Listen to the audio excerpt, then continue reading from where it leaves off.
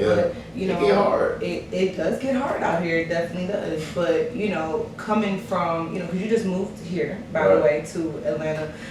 They said you came from Nebraska. Nebraska. That's like on the other side. So, what part of Nebraska? I honestly was out there in like Omaha. Omaha. Okay. Is that where you're originally from? Absolutely not. I'm from Atlanta, Georgia. Oh, okay. Born and raised, but I was out there because I was in the military for like 5 years. Okay. You know, messed around and ended up having some jits. You know, got married. Jits with an S. Yeah, for real.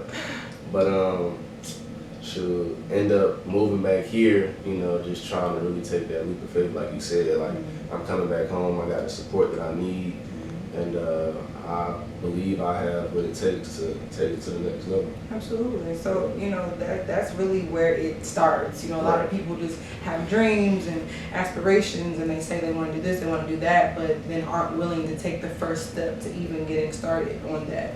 And, you know, one of the big things that I like to make sure that artists understand is learning the business first, you know? Absolutely. Because read a book. Yeah, people ask me all the time, well, how can I get on the radio and how can I get on this blog and how can I get my video on this, you know, TV platform and how can I get my music synced, and all of that is all fine and good. Yes, I can most definitely put you on the Shade Star radar on Shade 405 Core DJ radio show every Friday night from 12 to 2 a.m. Shameless plug. But it doesn't do you any justice to take advantage of these platforms if you don't have the business in order, right? So yeah, what's the time? Now that you know, are taking that leap of faith, how important is it to you, or was it to you, to learn the business to move forward? I already knew, like, who else was gonna do it for me? You know, like, I'm not just gonna fall into a bag. Like, that's not how it works. Absolutely. Yeah. Like, you got to figure it out. Like, how can I do this, you know, and actually make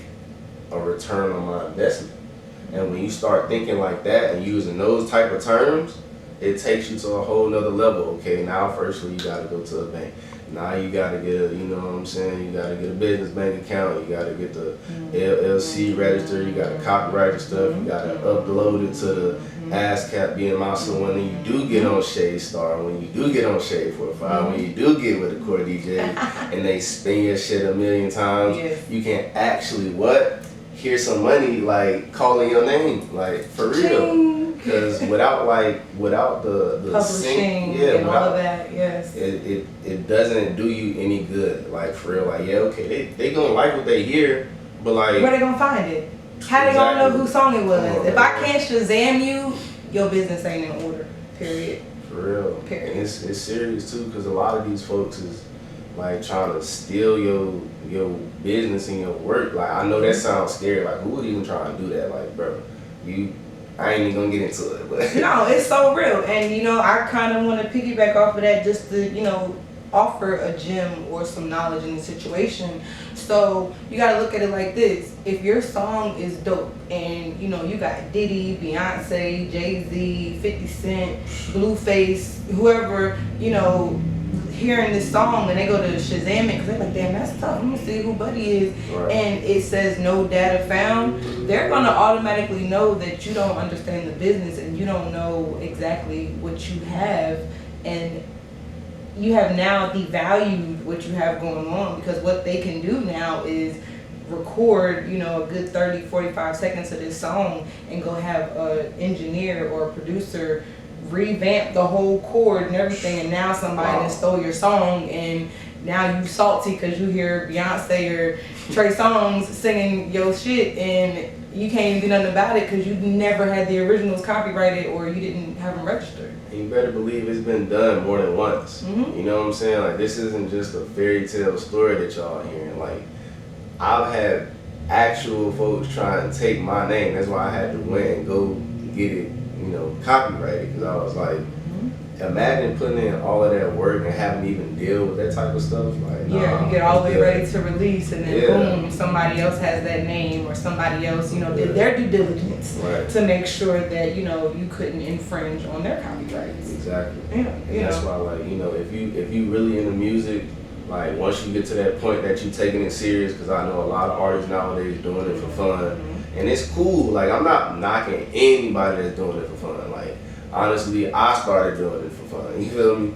But at the same time, when it becomes a passion, like you gotta put in the work, you gotta get the knowledge to do like what it takes to get that return on your investment. Absolutely. Otherwise, it's just therapeutic release. Yeah, and I tell people like that's a good way to put it. I say this all the time. Do you want this to be a lucrative career, or do you want this to just be an expensive hobby? Right. At the end of the day, I don't think I'm going for the career portion, but as within any business, you have to go through the proper protocol in order to even be legit, you know? Yeah. So you have a new project that is on the way, Yeah. and transitioning back here into Atlanta. Honestly, back on the music scene. it's been one hell of a roller coaster, like for real. Honestly, like you can imagine, one, I already wasn't the most social person, you know, like wasn't the most outgoing. Then you put me in Nebraska in the middle of nowhere where I don't even have to be as outgoing. Like I'm really in the house chilling, playing the game for real. Like really getting cold at 2K. You didn't want to see me back then. Oh my God. Like for real. But and now I'm coming out here and I'm like, you know, doing interviews and I'm doing shows and at YouTube events and like I'm talking about I'm around thousands or hundreds of people, sometimes thousands of people, and I've really only been to myself. You feel me? And I still like even now, like I still had so much to figure out about me that I feel like I wasn't even necessarily ready or prepared to be like just thrown in the spotlight, like you know what I'm saying? Like so now, you know, I think just the blessing of me being able to work at the airport and having that genuine like interaction with thousands of people on a day-to-day basis. Yeah. You feel me? Like from all walks of life. Exactly. Like it really has gave me that extra boost like of experience and confidence to like really go out here and network and be comfortable with just like, okay, like I don't have to go out my way to try and impress somebody or you know what I'm saying? Like she said early in the interview, like being you is the coolest thing you could ever do. And I promise you, like I literally work as a crossing guard on the crosswalk, you know what I'm saying?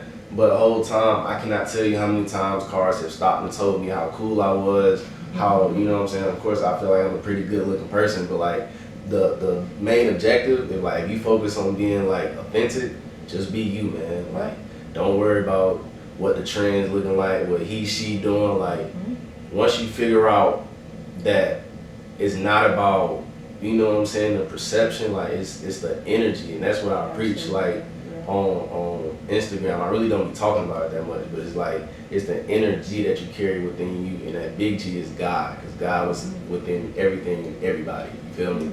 So it's just like once you tap into that for real, it's over with. Like the world is yours. You know what I'm saying? In touch with your inner G. For sure. Gang. For sure. So what is the sound of Rich Hoodie? So what can we expect from Welcome Home? It's gonna be like, he had to take the classes. I had to, because it's like Look I'm into coming my different. eyes. Okay? This is the first like studio produced project that I've had, so you can already imagine like what the tab is like. Like we ain't even gonna go there, but that lets you know that I'm taking it serious. Like I'm not using YouTube beats. I'm not just bullshitting around. Like no, I'm in the lab. I'm cooking up, and I'm making hits. Like that simple. And I honestly wanted to go with a wide range of like up tempo, like high energy, banging, hard hitting 808 beats that you can have on repeat. Like whether you working out, you just riding around, or you fucking around smoking, getting hot. You know what I'm saying?